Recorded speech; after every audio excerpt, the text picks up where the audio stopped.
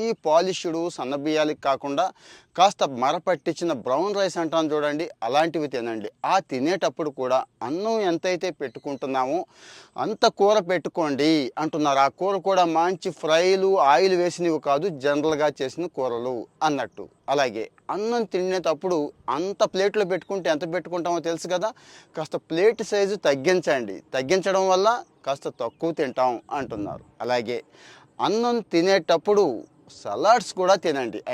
అన్నం తినేసిన తర్వాత అన్ని రకాల పళ్ళ ముక్కలు కాయగూర ముక్కలు వేసుకొని హాయిగా తినండి అంటున్నారు.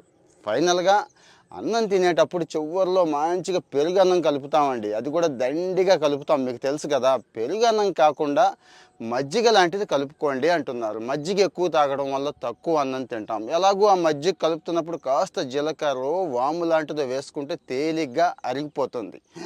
మీరేమంటారు?